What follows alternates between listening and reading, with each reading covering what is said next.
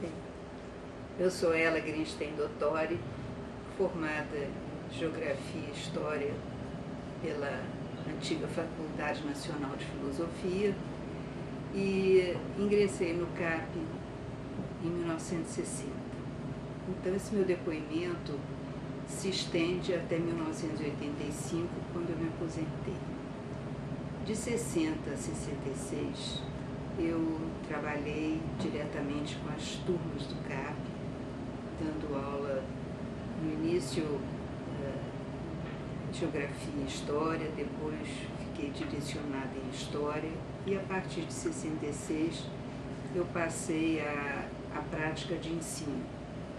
Permanecia no colégio e dentro de mim eu nunca deixei de ser professora do CAP, mas passei a trabalhar então com os alunos, os licenciandos, os alunos vindos da faculdade e que buscavam a licenciatura. E nesse pensar o que dizer a respeito do papel do CAP na educação, eu me pus a listar o que eu considero características fundamentais do CAP do meu tempo. Ele era primordialmente um laboratório não apenas para os alunos, os capianos, mas um laboratório para os licenciandos e para os próprios professores. Era um clima de experiência permanente, de um envolvimento completo e, apesar das condições materiais do colégio que eram precaríssimas, mas o elan dos professores respondendo ao entusiasmo dos alunos fez com que nada do material pesasse em termos dos resultados que nós obtínhamos com os nossos alunos. Então, era um laboratório, como eu falei, para o professor, na medida em que o aluno o desafiava e ele também buscava novos caminhos.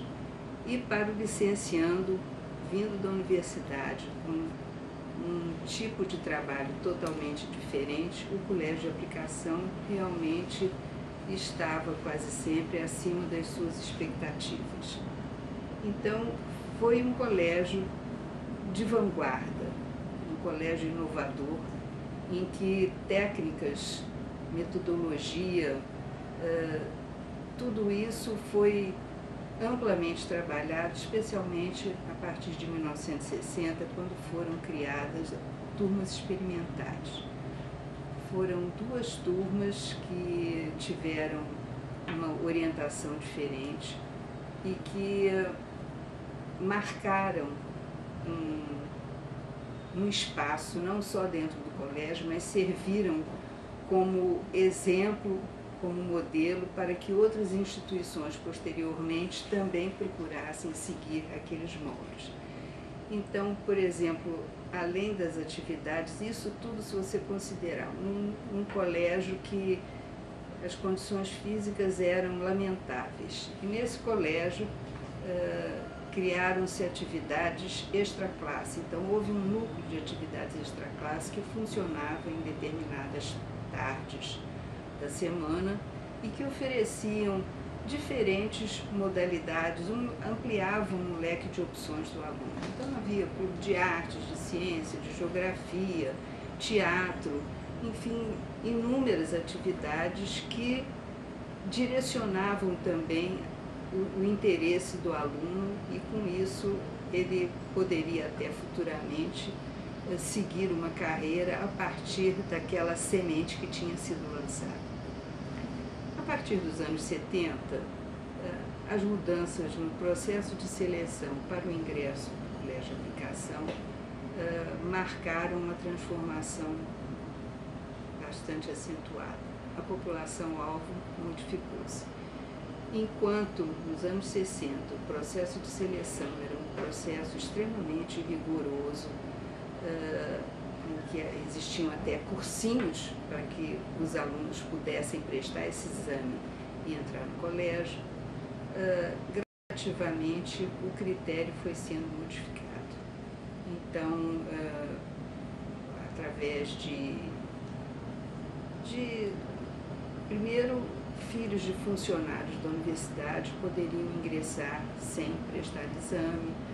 Houve, depois, alunos oriundos de famílias de baixa renda também tinham acesso direto, e o sorteio. Então, é evidente que essa população-alvo ficou bem diferente, e também as próprias formas de trabalho também se modificaram. Essas modificações não ocorreram apenas no Colégio de Aplicação. A Universidade Federal também sofreu modificações amplas. Eu, por exemplo, posso contar que, da minha experiência, quando eu fiz o curso, nos anos de 53 a 57, a nossa bibliografia era praticamente toda em língua estrangeira. Francês, inglês e espanhol eram os elementos, enfim, toda a bibliografia e todos os recursos que nós tínhamos para estudar se baseavam em ideias vindas do exterior, textos oriundos de fora. E hoje em dia, o curso, por exemplo, que eu fiz foi a penúltima turma que tinha junto Geografia e História. Posteriormente, as duas caminharam em separado, e eu acabei ficando responsável pela prática de ensino de História.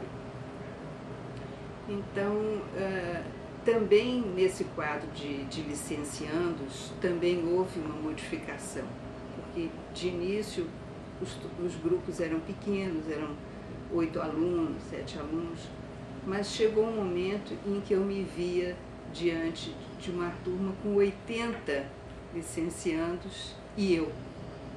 E era um trabalho assim muito individual, porque cada aluno tinha um tema para trabalhar, enfim. Mas só para dar uma ideia de como tudo se modificou.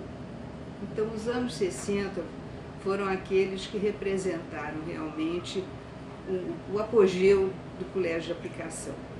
Com essas modificações e com cada vez mais a dificuldade de verbas e possivelmente o desinteresse em manter o Colégio de Aplicação, então isso permitiu que o colégio enfrentasse cada vez mais problemas maiores. Mas eu faço uma pergunta.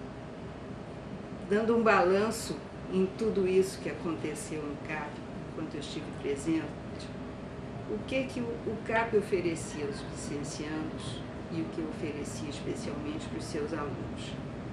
As instalações eram precárias, ele funcionava num prédio que não era próprio, dispunha de um horário restrito. Depois de 12h30 não podia ter atividade porque entrava num colégio do município. E o que é que esse CAP, com todas essas restrições, ele ofereceu? Ele ofereceu à sociedade uma multiplicidade de experiências. Era um laboratório de experiências, não apenas no conteúdo formal, mas os alunos tiveram possibilidade e versatilidade para criar muita coisa. Então, era o jornal A Forja, o jornal Mural, festivais de música,